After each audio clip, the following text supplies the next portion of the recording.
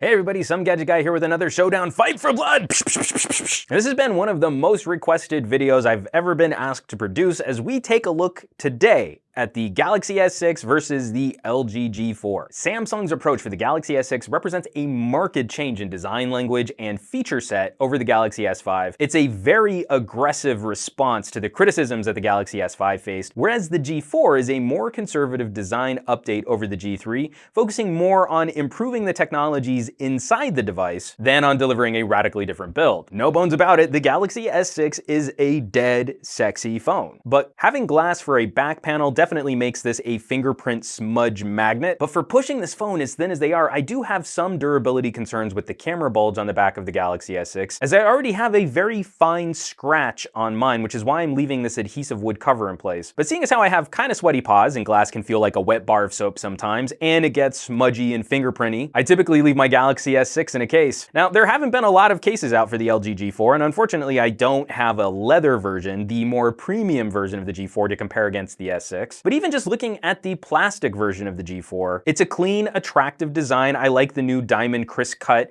accents on the back of this plastic panel. But when viewed as design pieces, I don't think the G4 quite achieves the same level of premium feel that the Galaxy S6 does out of the box. But I'll be really curious to see if LG sells replacement backplates for the G4, because I would love to get a leather backplate in oxblood, because I think that would look sick. While I would still say the Galaxy S6 is the more attractive phone, there is something really sexy about that curve, that slight taper to the screen that LG is starting to build into all of their phones now. Getting away from design and aesthetics, taking a quick look at ergonomics, I do think the Galaxy S6 is just a little bit easier for me to use one-handed with my ridiculously tiny little hands. My thumb just doesn't have to work as hard to reach other parts of the screen. Even at this screen size though, I still have to do that fingertip balance to reach up to the top of my notification shade, or that pinky brace to reach down to the bottom of the phone to hit my home button. I have just a slightly harder time reaching the far opposite control with my thumb on the G4. The screen's just that little bit touch bigger and wider and longer, but I really do appreciate ergonomic touches like putting a shortcut to my notification shade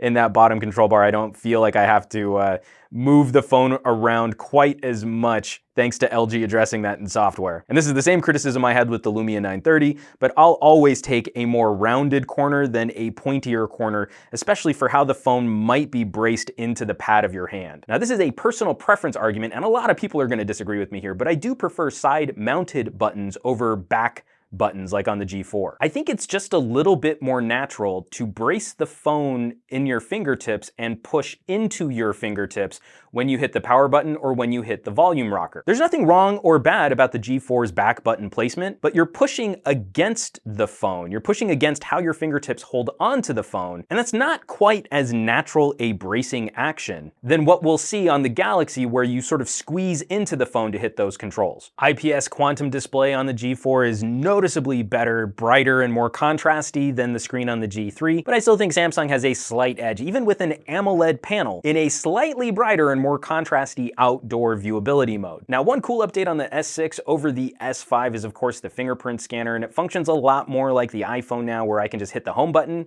it's gonna scan my thumb, and I don't have to swipe or tilt. You do still have to balance a fairly long phone at the end of your hand to reach down your thumb and hold on to it. Sometimes that can be a little precarious. Say you're out and about, you're on the move, you're walking. You just wanna make sure you've got a good grip on that phone, and that's another reason why I prefer using my Galaxy S6 in a case. But that's not to say the G4 doesn't have its own cool security access system, allowing you to very quickly tap a special code to wake up your screen and unlock your phone. But one of the things that I really like about knock codes, as opposed to the fingerprint scanner on the S6, is that you don't need to balance your phone to reach your thumb down to the bottom to activate a knock code. However you naturally hold onto your phone, you can hit that knock code, wake your phone up, and you don't have to worry about shifting it around in your hand. These phones square off on a number of settings very well against each other. Front-facing camera performance is very similar, although the Galaxy S6 will allow you to shoot Quad HD video, where the G4 will top out at 1080p video. We have front-facing camera vlogs, so you can actually see the video quality on both front-facing cameras. Earpiece performance is very similar. Microphone performance, I'm gonna give a slight nod to the Galaxy S6, and you can hear this on our video tests for the camera reviews that we've done on both both of these phones that I think the mics on the Galaxy S6 do a slightly better job of filtering out background noise, but the G4 is greatly improved over the G3, which used to leave us with this warbling, underwatery sound effect on video recordings. Speaker performance is another area where these two phones are very close. I do prefer the placement on the bottom firing speaker on the Galaxy S6 over the rear firing speaker on the G4,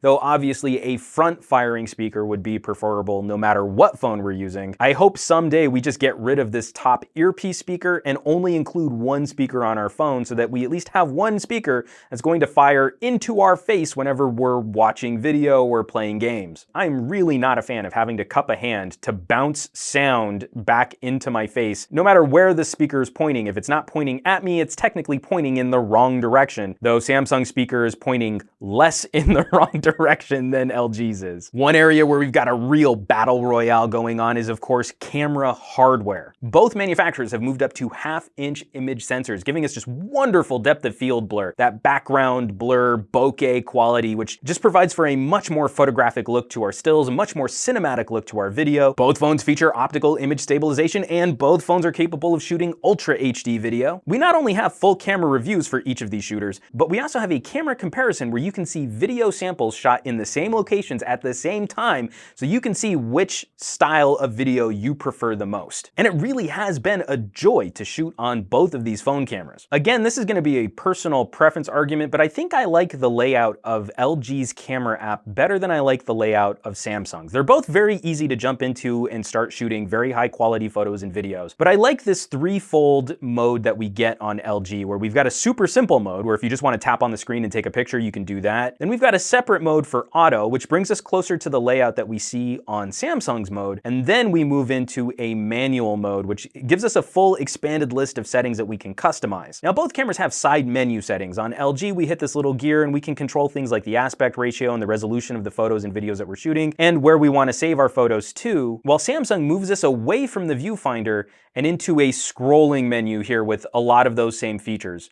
It takes you out of shooting photos and videos for just a second to change some of those settings, and then you hit your back button and you can get back into your composition window. But then we also have the separate Pro mode, which gives us, again, just tremendous controls over things like manual focus, white balance, ISO, your exposure value. Very similar to the layout that we've got in LG, though I do think I kind of like the way that LG borders your composition window, as opposed to the way that Samsung marches information in from the sides. It feels a little more claustrophobic, in my opinion, as we start encroaching on the sides of the frame to keep building in more of these controls and more info. Though I gotta give the nod to LG for providing us RAW support, pulling the raw data directly off of the image sensor. They're huge file sizes, but they allow us to decide on what type of post-processing we want our photos to go through before we create a JPEG, whereas on the Galaxy S6, we just don't have that option. And I do think we will eventually get RAW support on the Galaxy S6, but that's going to come at the expense of those larger file sizes that I mentioned. And not having upgradable storage might hurt a little bit once you start saving 20 megabyte files for each of your photos. That, of course, brings us to one of the major advantages of the G4 over the Galaxy S6 for diehard Android faithful. For people who really like the versatility argument on Android, you've got the ability to pop off the backplate,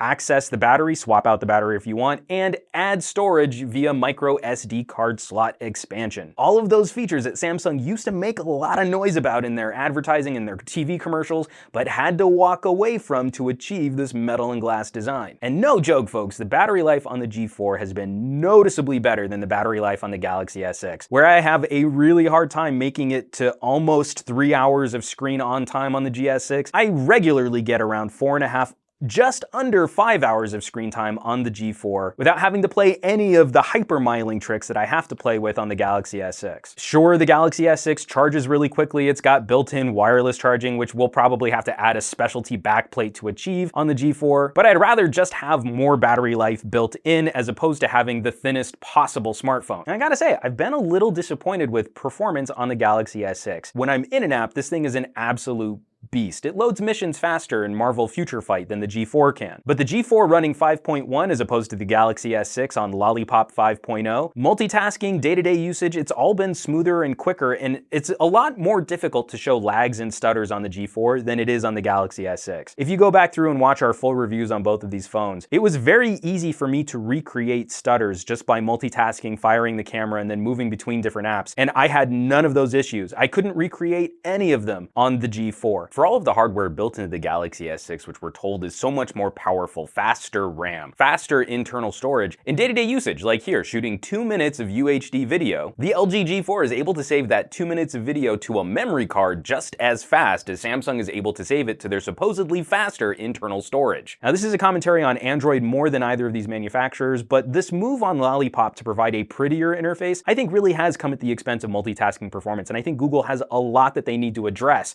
on the fluidity of Android UI. But ultimately for me, the comparison between these two phones starts to break down in a similar way as how I used to compare Android to iPhones. Samsung has achieved a tremendously sexy build on the Galaxy S6. But if what brought you to Android were some of those versatility features, the flexibility of the Android platform, they had to walk away from some key features that I think a lot of people are going to care about. Larger batteries, swappable batteries, micro SD card expansion. On first impressions, the G4 does not feel like a radical departure from the G3, but they have refined almost every single aspect of the G3 and fixed a lot of the problems that I had with the G3 in providing us a new flagship phone. But of course, I'm not gonna sit here and tell you which phone to buy because I wanna hear from you. Is LG in danger of following in HTC's footsteps and not changing up their design language enough? Is Samsung's aggressive response to the Galaxy S5 criticisms the right road to walk? And do we think that the early sales success of the Galaxy S6 going to influence the Note 5 design? Definitely drop me some comments down below with your thoughts, because those are the kinds of conversations I love getting into, as opposed to just debating the specs and the megapixels and the gigaflips between these two devices, because these phones compare really well against each other on paper. I'll of course leave some links down below this video where you can find more information on both of these phones, where you can shop these puppies online. As always, folks, thanks so much for watching. Be sure to hit subscribe for more comparisons like these, and I would not be able to continue producing on this channel if you all weren't out there sharing my videos on social sites like Facebook and Twitter and Google+